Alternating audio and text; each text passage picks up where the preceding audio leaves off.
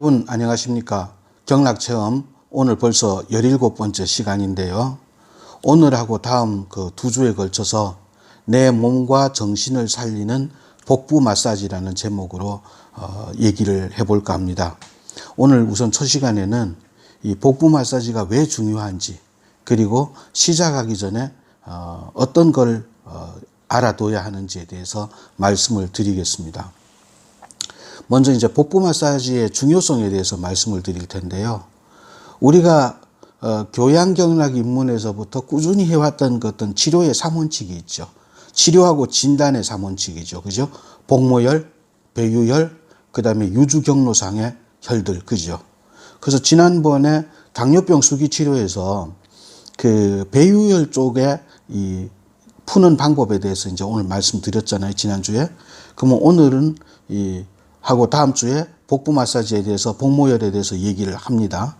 그러면은 복모혈이 우리 12경의 복모혈이 있잖아요. 이게 있기 때문에 그만큼 중요한 거예요. 그럼 복모혈이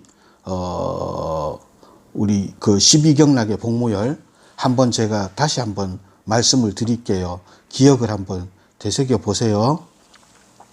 자, 수태음 폐경 중부, 그 다음에 수양명 대장경 천추, 족양명 위경 중환, 족대음 비경 장문, 족소음 심경 거골, 수태양 소장경 관원, 족태양 방광경 중극, 족소음 신경 경문, 수골음 심포경 단중, 수소양 삼초경 성문, 족소양 담경 1월, 족걸음 간경 기문입니다. 기억 안 나시겠지만 이게 사실은 이 복모혈, 배유혈, 이 유주상의 경로, 이게 치료의 3원칙이기 때문에 요 정도는 반드시 기억을 하시고 치료를 하셔야 됩니다. 그래서 복부 마사지가 중요한 첫 번째 이유는 이런 12경의 복모혈이 위치해 있다는 사실입니다. 두 번째, 내장의 장기들을 치료해서 심리 상태를 개선할 수 있다는 겁니다. 우리 속담에도 배를 소재로 하는 여러 가지 말들이 많아요. 예를 들어서 배포가 크다, 그 사람. 아니면 그 사람 배짱이 좋다. 참 배심이 좋다. 이런 말을 하잖아요. 근데 요즘 새로 떠오르는 질병 중에 가장 대표적인 게 뭐냐면 이제 우울증하고, 그죠? 공황장애예요.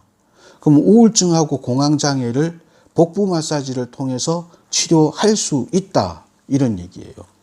그러면 예전에는 이게 한방에서는 이 오장, 우리 간신, 비폐신, 오장이 우리 칠정, 희노애락, 비경공, 이 칠정을 갖다가 지배한다고 얘기를 했고, 뇌, 그러니까 우리 머리 같은 경우에는 한방에서는 옛날에 기항지부라고 제가 한번 설명을 해드렸죠. 기항지부라 그래서 뇌, 자궁, 뼈, 골수, 이런 거, 담, 이런 거 다 기항지부. 그러니까 뭔지 알 수 없는 지부다 그랬잖아요. 뇌가 언급되는 게 어디 나오냐 하면은 삼국지에 보면은 조조가 꿈에 복황우나 자기가 죽인 사람들한테 막 쫓기면서 두통을 호소할 때 화타가 마비산이라는 약을 먹고 그다음 뇌를 뽀개가지고, 도끼로 뇌를 뽀개가지고 그 안에 있는 사기를 긁어내자 그랬다가 조조가 죽여버렸잖아요. 그때 한번 나와요. 그렇지만 원칙적으로는 이 한방에서는 오장이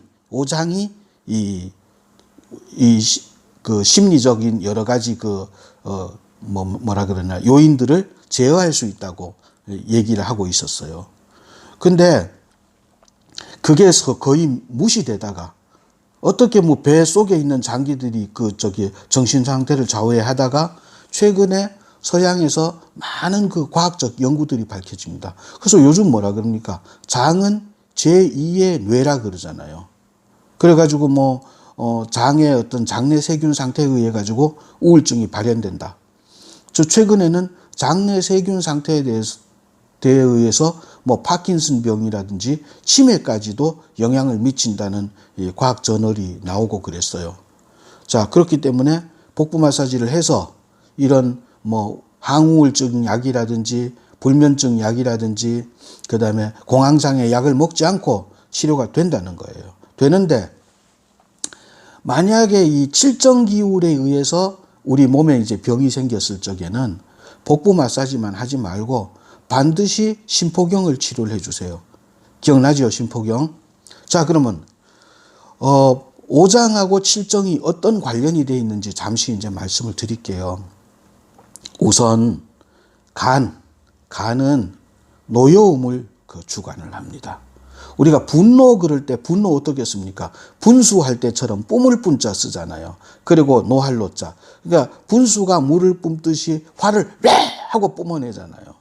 그러니까 이 간이 나쁜 사람들은요, 급조이노라 그래갖고 별로 화낼 일도 없는 걸 갑자기 화를 내요. 소위 말해서 버럭형이죠. 그죠? 자, 심장은 뭐를 좋아하느냐면, 심장은 이 한자에서는 소라고 씁니다. 이 소가 뭐냐면 우리가 웃음소자를 씁니다. 미소할 때 웃음소자. 왜냐하면은 정신건강 상태가 나빠지면은요, 사람이 웃어야 될 때랑 안 웃어야 될 때를 잘 몰라요. 예를 들어서 무슨 상가집에 가서도 뭐 쓸데없이 웃는다든지, 웃지 않아야 될 일도 웃는다든지. 그리고 심장은 또 뭘 주관하느냐 하면은 기쁨도 주관을 합니다. 예를 들어서 우리가 슬픔도 몸을 상하지만 너무 기뻐도, 예를 들어서 그 로또가 뭐 당첨됐다든지, 안 그러면 골프장에서 올인원을 했을 때 사람이 갑자기 죽어요. 너무 기뻐서. 그러니까 심장은 웃음과 기쁨을 담당을 한다. 그러면은 위는 뭐를 담당을 하냐? 비위는 생각이랑 사랑을 담당을 합니다. 그리고 우리 보통 상사병 그러잖아요. 너무 사랑하는 사람하고 있으면 밥 잘 안 넘어가요. 그리고 생각이라는 게 우리가 뭐 공부를 너무 과하게 한다든지, 아니면은 무슨 취준생들이 시험을 너무 과중하게 시험 공부를 한다든지 하면 이 비위를 상하게 됩니다. 그 다음에 폐는 려라고 되어 있어요. 이 려는 뭐냐면 우려한다, 염려한다 하는데 려자인데, 이거하고 슬픔을 지배를 합니다. 그래서 뭐 사랑하는 사람하고 사별했다든지, 아니면은 이 려라는 거는 어떨 때 쓰느냐 하면은 내가 지금 이런 일이 일어난 건 아닌데 앞으로 일어날지도 몰라서 걱정하는 거 있잖아요. 이제 앞으로 경제가 더 어려워져서 내가 해고되면 어떡하나, 아니면 이 대한민국에 전쟁이 일어나면 어떡하나, 이런 거는 폐를 상한다는 겁니다. 마지막으로 콩팥, 방광. 신장하고 방광은 공포랑 놀라움을 지배를 합니다. 그러니까 요거는 다시 말해서 이 공황장애하고 관계가 좀 있겠죠. 그죠? 그래서 예를 들어서 고소공포증이라든지, 안 그러면은 멍멍이를 보면 괜히 무서워한다든지, 뭐 나 같은 경우는 쥐를 되게 무서워합니다. 뭐 이런 것들이 내장의 활성화를 통해서 치료될 수 있다는 얘기입니다. 자, 이번에 이제 세 번째 한번 가볼게요. 림프를 활성화해가지고 장 기능을 강화할 수 있다. 우리 요즘들 이제 뭐 변비라든지, 그 다음에 이제 장내세균 얘기를 많이 하잖아요. 장내세균 얘기를 많이 해서 프로바이오틱스를 먹는데, 생각보다 이 프로바이오틱스가 잘 안 듣는 분들이 있어요. 드셔도 뭐 변비도 별로 해소 안 되고. 근데 그게 사실은 어떻게 보면 당연한 얘기예요. 우리 위는 단순하게 음식을 소화하는 것뿐만 아니라, 우리가 이렇게 말하면서 공기 중에서 먼지가 들어온다든지, 이런 것들을 위산이 강력한 염산이잖아요. pH 농도 2.0이에요. 그러면 그냥 염산이에요. 쇠도 녹여요. 그런 강력한 염산이 소화를 시켜서 우리 몸을 보호해 준단 말입니다. 그런데 프로바이오틱스 아무리 캡슐을 하고 해도 웬만하면 위에서 다 거기서 사멸합니다. 그렇기 때문에 우리가 어떤 약이 너무 믿을 수 없이 효과가 좋다. 그러면 세 가지 중에 하나예요. 이 약은 어떤 엄청난 부작용을 숨기고 있는 독이든지, 옛날에 그런 말이 있거든요. 약은 곧 독이다. 둘째는 사기이든지, 셋째는 우리 몸의 면역 체계가 뚫려가지고 그냥 개나 소나, 그러니까 아무거나 먹어도 그대로 그냥 장까지 들어간다는 얘기예요. 무서운 얘기예요. 그렇기 때문에 프로바이오틱스가 안 듣는 게 어쩌면 당연한 거예요. 우리 위한테 고맙다 그래야 돼요. 그게 프로바이오틱스인지 아니면 우리 몸의 세균인지 걔가 어떻게 알아요? 일단 다 못 찌르지. 근데 림프를 보면은 우리가 혈액 같은 경우에는 심장이 있으니까 계속 그 돌잖아요. 혈액이 우리 몸을 한 바퀴 도는데 얼마 걸려요? 25초 걸립니다. 25초 걸리는데 한방에서는 그렇게 안 하고 기가 인체를 하루에 25바퀴 순행한다. 한 30분에 한 번 돈다고 봐요. 그래서 침 놓는 분들이 침을 꽂아 놓는 시간을 30분으로 규정하는 분들도 많은데 뭐 나는 안 하지만요. 근데 림프는 뭐냐면은요. 림프는 반드시 운동을 해야, 그러니까 반드시 움직여야만이 그 림프액이 순환하게 돼 있어요. 그렇기 때문에 인공적으로 장에다가 이 마사지를 가하면은 이 림프가 활성화돼서 이 장이 좋아지고, 그래서 이 장내 세균도 활성화된다는 거예요. 우리가 뭐 흐르는 물, 고인 물은 썩지 않는다 뭐 이러잖아요. 자, 그럼 그 정도 하면 됐고요. 자, 그러면은 복부 마사지를 하기 전에 우리가 알아두어야 될 것들이 뭐가 있느냐. 첫째, 정성이 무엇보다도 중요하다. 이게 지난주에 제가 그 당뇨 풀 적에 그 배유혈 마사지 할 적에도 그랬죠. 제일 중요한 거는 정성이랑 또 하나 뭐죠? 안전이다.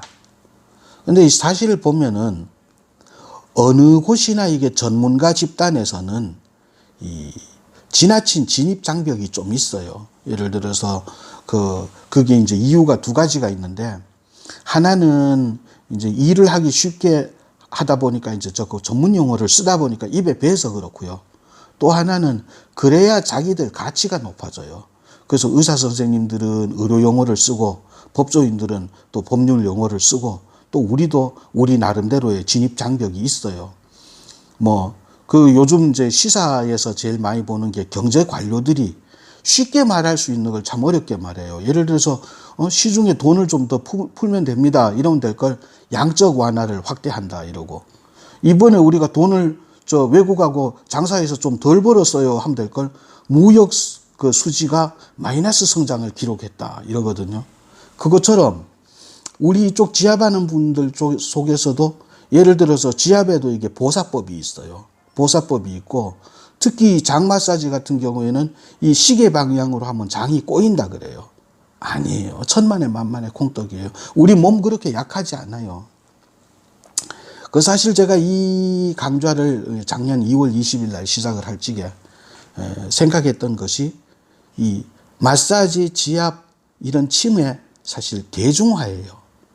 요즘 한참 핫하게 떠오르고 있는 백종원 선생님 보면은 그분한테 사람들이 열광하는 게, 옛날에는 보통 그 요리 그러면은 어떤 상류층이나 전문가의 어떤 영역이었잖아요. 근데 이분 보면은 여기저기 아스파라거스 없어요? 그럼 그냥 대충 파 몇 뿌리 넣어요. 그러면 이거 계량수저 없어요? 종이컵으로 요만큼 넣어요. 미온도 넣어요. 이렇게 만들어 갖고 이분이 요리를 갖다가 전문가 영역에서 그 대중의 영역으로 끌어내렸거든요. 끌어내리다 보니까 그렇게 먹어도 맛있거든. 그래서 이제 인기가 있는 건데, 내가 생각하는 것도 그런 거예요. 우리가 하나님이 우리한테 손을 줬을 때는 이 손이 그냥 원숭이처럼 그냥 밥 먹고 물건집을 하고 있는 게 아니에요. 이건 사랑하라고 있는 거예요. 내 마음을 상대한테 표현하라고. 그래서 안아주고 손잡아주고 그러잖아요. 주물러 주는데 뭔 부작용이 그렇게 커요. 중요한 거는 정성, 그 다음에 안전입니다. 자, 두 번째 우리가 알아야 될 거는, 그러면 수기 중에 세 가지만 기억하세요. 쓰다듬기, 누르기, 그 다음에 주무르기. 요거를 제가 적절하게 배합을 해서 다음 주에 말씀을 드릴 텐데, 뭐든지 실전이 중요해요. 지난번에 제가 배유혈 마사지 할 때도 그랬지만 하다 보면은 자기 나름대로의 이 노하우가 나옵니다. 하세요. 예. 세 번째, 요게 좀 중요한 건데, 이 배를 만지다 보면은 유난히 배가 딱딱한 부분이 있어요. 근데 이게 요즘 이제 다이어트해서 이제 여자분들이나 처녀들, 안 그럼 아기들은요, 이 배가죽이 얇아요. 나처럼 두껍지가 않아요.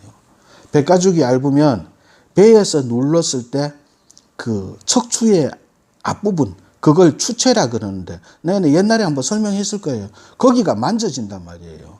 근데 이게 굳은 부분이라고 생각해서 강하게 주물르다가 이 장출혈이 일어나는 수가 있어요. 그러니까 요거는 좀 신경을 쓰세요. 굳은 부분하고 추체를 혼돈하지 마라. 그 다음에 네 번째, 아기들은 그냥 누르지 말고 쓰다듬어 주는 것만으로도 충분하다.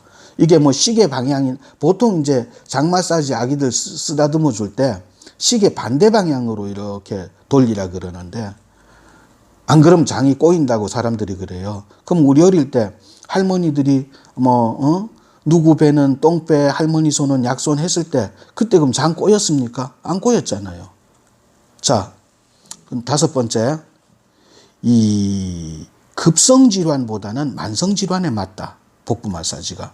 뭔 얘기냐면, 배가 너무 아플 때는 일단은 배를 안 만지는 게 나아요. 배가 너무 지금은 뭐 그러면 벌써 삐뽀 하고 이제 119 불렀겠지만은, 이 배가 너무 아플 때는 가급적이면 우리 뭡니까? 오행혈. 손발에 있는 혈들을 써야 돼요. 합곡, 대충 이런 식으로 쓰고, 그게 좀 가라앉으면은 그 배를 하는 거지 바로 하는 거 아닙니다. 그다음 마지막으로 식후 2시간 후에 하세요. 식후 2시간 후에.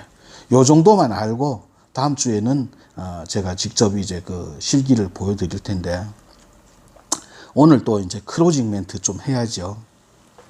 사실 우리 주위에 먹거리가 넘쳐나잖아요. 그래서 우리 맛집 검색하고, 그 다음에 안 그러면 집에 건강보조식품이나 몸에 좋다는 거 한두 가지씩 있어요.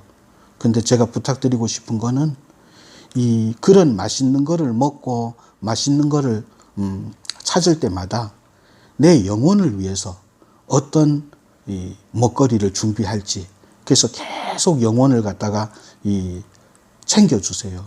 그게 뭐 종교든 아니면은 명상이든 아니면 또 다른 여러분만의 어떤 영혼 수련법을 찾아서 계속 해야 돼요.